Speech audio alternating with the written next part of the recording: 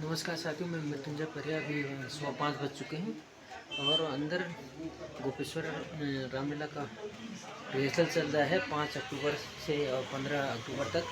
तो देखते हैं, अंदर निकलते हैं क्या क्या चल रहा है, कौन कौन पात्र हैं, तो क्या है आज का प्रोग्राम बताते हैं आपको। ये है सारे पात्र बैठे हुए हैं। वाटरफॉल का साउंड। हाँ, वाटरफॉल ठीक है। तुमने चलना है जो एक चल रही है, मटकी रख रखी है, पानी लेने के लिए जाते हैं। कोई स्क्रिप्ट लिखा जा रहा है। हवा का हवा आप क्या कर रहे हो? चले चले तुम निकल गए वहाँ से, ठीक है। वहाँ से एक ओम नमः शिवाय, ओम नमः शिवाय, ओम नमः शिवाय करके चल रहा है कोई, ठीक है। कोई इधर से आ रहा है तो मतलब एक उल्लास टाइप का। अभी पीछे से चलो, थोड़ा सा वो मटक के या उस तरीके से चल रहे हैं, ठीक है। चलो चलो, ध्यान से चलो, रास्ता है भाई, रास्ता है, एक रास्ते से चलो तुम। चलिए चल रहे हैं। ये आए, एक आया वो उतना मत करो ना उनको, तो वो तो चलना है, प्रणाम करना है को नतमस्तक करते हुए। ठीक है। अच्छा, जैसे ही वो होगा व्यवस्था की जा रही है क्रिटिकली किस प्रकार दरबार में।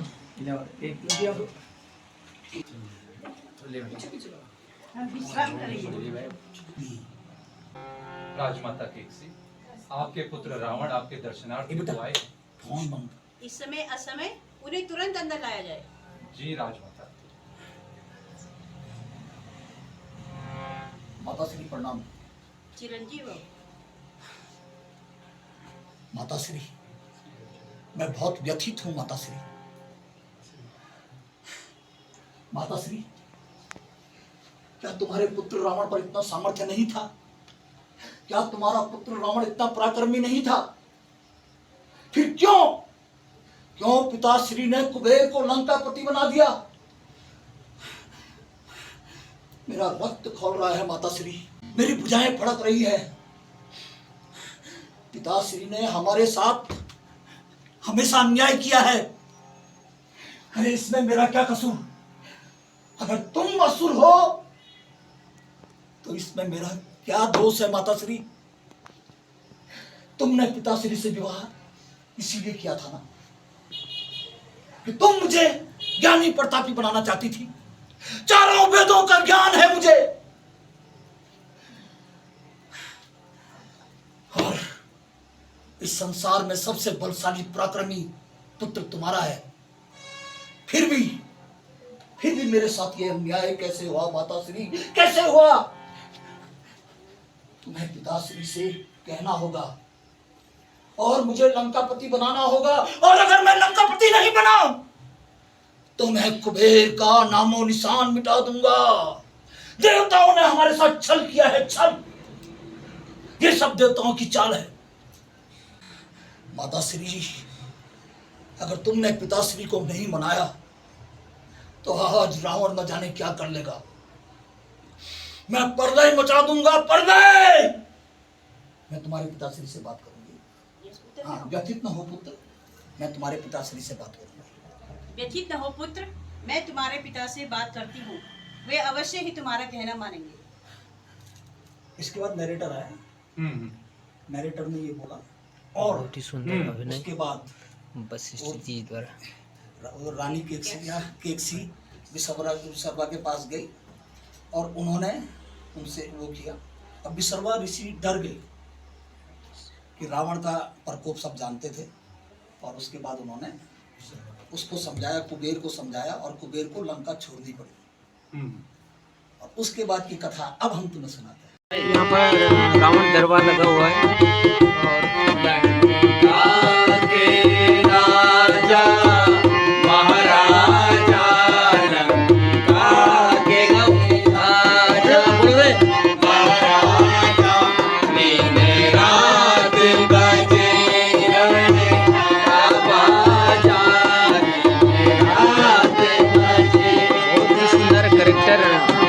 रावण का वशिष्ठ जी द्वारा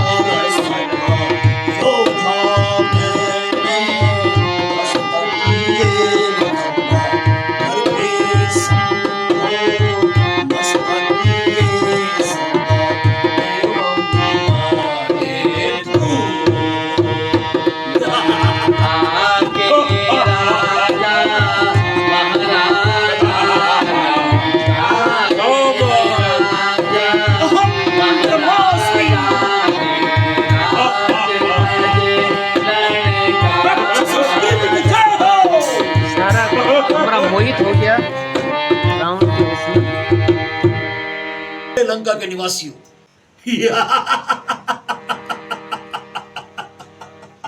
अब संपूर्ण विश्व में हमारा डंका बजेगा, लंका का डंका। और हम लोग असुर हैं, असुर, और हमारे शत्रु हमेशा से सुर अथवा देव रहे हैं। आज देव, दानव, किन्नर, यक्ष, गंधर्व सबने हमारी आधीनता स्वीकार कर ली है। और लंकापति राजा रावण, चारों वेदों का ज्ञाता रावण, महाशक्तिशाली रावण, भय नेत्रों में दिखना चाहिए। इतना आतंक मचा दो, इतना आतंक कि सारी दुनिया हमसे भयभीत हो और हमारी आधीनता स्वीकार करे। एक बार फिर बजाया जाए लंका के राजा महाराजा। लंका के राजा महाराजा, लंका के राजा, बोलो महाराजा, दिन रात बजे रण का बाजा। गोपेश्वर में 5 अक्टूबर से होने वाले रामलीला का रिहर्सल चल रहा है और रावण का अभिनय बहुत ही सुंदर।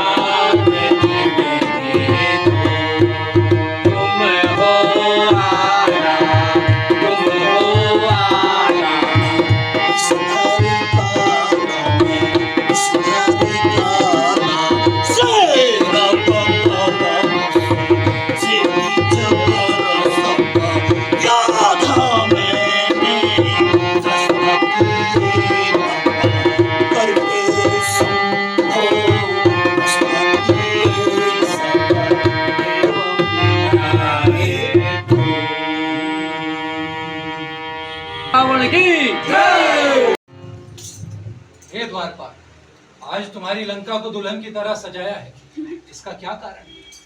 हाँ, आज हमारे लंकेश ने ब्रह्मा जी से वरदान मांगा है और इसलिए हमारे लंका में उत्सव मनाया जा रहा है। ये तो बहुत ही अच्छी बात है। अब तो लंकेश से भेंट बहुत आवश्यक है। चलो मुझे लंकेश की ओर ले चलो। चलिए महाराज। सोचना दो। अच्छा सुनो, देवऋषि नारद आपसे भेंट करना चाहते हैं। महाराज देवऋषि नारद, महाराज की जय हो। महाराज की जय हो। महाराज देवऋषि नारद आपसे द्वार पर मिलना चाहते हैं। देवऋषि नारद, इस समय रावण का वैभव देखने के लिए स्वर्ग से देवऋषि नारद स्वयं यहाँ पहुंचे। ये मेरा अहोभाग्य है। शीघ्र उन्हें बुलाइए। जो आज्ञा। आइए नारद जी। फिर मैं ऑडियंस से होते हुए गाना भी आ रहा है। प्रणाम देवऋषि। आज असमय यहाँ आने का कारण जान सकता हूँ? समाचार ही कुछ ऐसा था। जय हो लंकेश्वर महाबली। आज लंका के स्वर्ण शिखर ऐसे चमक रहे हैं मानो सूर्य ने अपने रश्मि मुकुट को उतार कर तुम्हारे चरणों में धर दिया। तुम्हारे दरबार का वैभव देखकर अमरावती की अप्सराएं भी विस्मित हैं, जैसे नंदन वन से पुष्प मुरझा गए हो। आपके दरबार की शोभा, आपकी भुजाओं का सामर्थ्य और बुद्धि का वैभव केवल पृथ्वी तक सीमित नहीं, स्वर्ग और पाताल सभी लोग आपके यशगान में रहते। नारायण नारायण। देवऋषि, आपके शब्द मेरी विजय मालाओं में मोतियों के समान है। क्या आपको ज्ञात नहीं कि हमने ब्रह्मा को प्रसन्न किया है। देव, दानव, किन्नर कोई भी मेरा अंत नहीं कर सकता। स्वर्गपति इंद्र को रणभूमि में परास्त कर उसके वज्र को अपने चरणों में गिरते हुए देखा है मैंने। और संपूर्ण विश्व में, संपूर्ण धरा में रावण का यश गान हो रहा है। निसंदेह सब लोग जय घोष कर रहे हैं। नारायण नारायण। निसंदेह लंकेश्वर, आपके पराक्रम की महिमा केवल इस लोक तक सीमित नहीं, वो तो युगों युगों तक गाई जाएगी। आपके चरण जहां पड़े वहां विजय ने स्वयं फूल बिछाए। ब्रह्मा का वरदान, इंद्र की पराजय और देवताओं का समर्पण, इन तीनों चीजों ने आपको त्रिलोक्य में अद्वितीय बना दिया है। अब आपके शत्रु आपके नाम से ही कांपते हैं। अब आपके राज्य के सामर्थ्य और सौंदर्य को कोई चुनौती नहीं दे सकता। निसंदेह सत्य कहा देव ऋषि, परंतु क्या मेरी जयगाथा में अभी भी कोई संशय शेष है? कह डालिए देव ऋषि, जो कहना चाहते हैं, जो आपके मन में है, कह डालिए। निसंदेह लंकेश्वर, मुझे आपके पराक्रम पे तनिक भी संदेह नहीं। आपके चरणों के नीचे तो पृथ्वी धरती सब नतमस्तक है, परंतु जगत का एक नियम है, विजय के पश्चात यदि नूतन वैभव ना जोड़ा जाए तो यश की ज्योति धीरे धीरे क्षीण हो जाती है।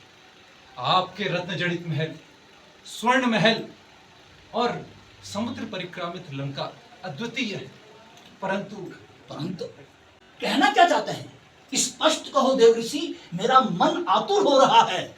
आपने कभी कैलाश पर्वत का दर्शन किया है?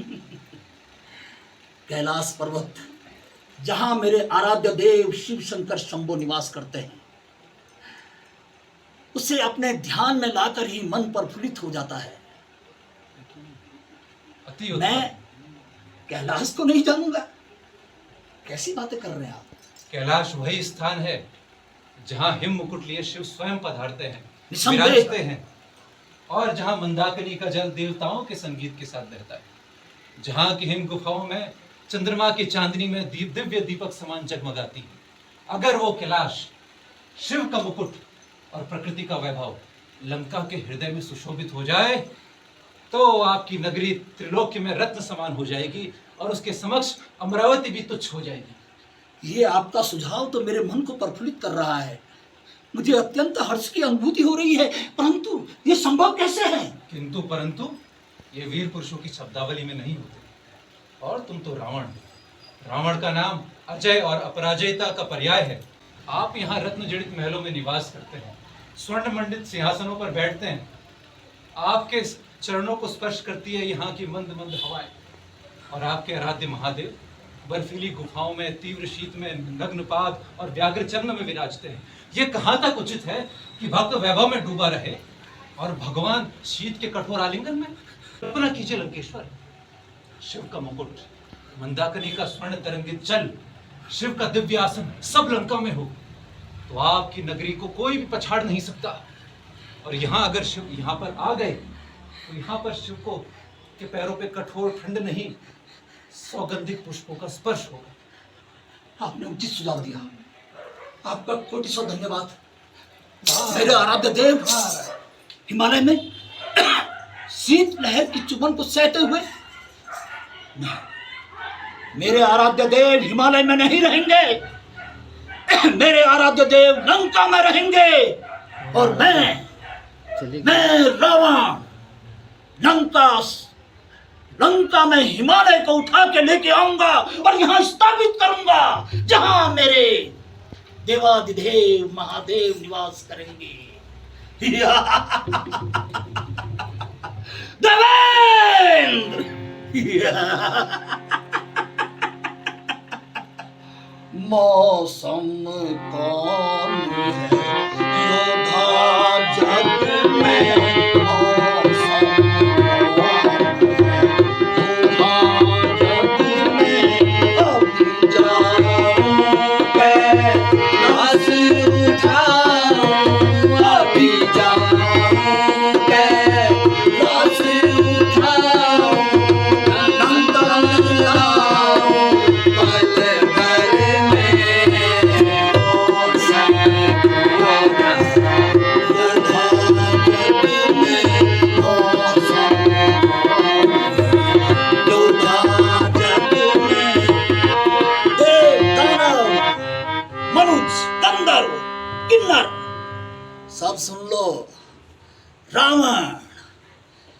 आज हिमालय उठाकर लंका में स्थापित कर रहा है और कैलाश को जा रहा है, कैलाश को।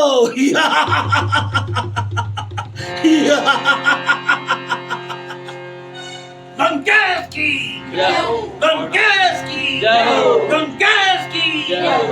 और यहाँ पर सारे कलाकार लगे हुए हैं अपने स्ट्रिक बोलने पर। देख रहे होंगे आप लोग। थोड़ा भाई साहब से यहाँ पर जानकारी लेते हैं। सर थोड़ा अपना नाम बता दिए। मुझे हरीश भारती कहते हैं। अच्छा, हरीश भारती। अच्छा से तो मैं कम से कम 30 सालों से जुड़ा हूँ। कितना? 30 साल? 30 साल। 30 साल से लगातार रामलीला का मंचन चल रहा है। और हमारे जो अक्षर ये लगातार 2000 की 13-14 से स्टार्ट हुई थी। अच्छा अच्छा अच्छा अच्छा। फिर हमारी जो रामलीला होती है ना, वो डायलॉग के हिसाब से होती है। यहाँ पर गाने भी होते हैं, डायलॉग भी होते हैं। ज़्यादा हम उस पे करते हैं, डायलॉग और बेस स्क्रिप्ट पे काम करते हैं। जो ये कलाकार हैं छोटे बड़े, राम लक्ष्मण सीता जो भी है, सब थिएटर आर्टिस्ट, ये हमारे अक्षर नाटक तक ही बनते हैं। अच्छा यही यही। जो हमारे आदरणीय जो हमारे वशिष्ठ जी हैं, उनके शिष्य हैं, मैं इनको प्रणत करता हूँ। अच्छा, प्रत्येक साल बदलते रहते होंगे बच्चे कि हमारे पुराने कलाकार भी हैं इसमें? इसमें सारे कलाकार कई जो राम लक्ष्मण और सीता के जो पात्र हैं वो नए हैं या पुराने? ये कुछ पुराने हैं, कुछ नए हैं। अच्छा अच्छा अच्छा। बहुत ही सुंदर जानकारी भाई साहब भारती जी ने बताया अभी। और यहाँ पर ये चाय की व्यवस्था भी अंत में चुस्की लेते हुए।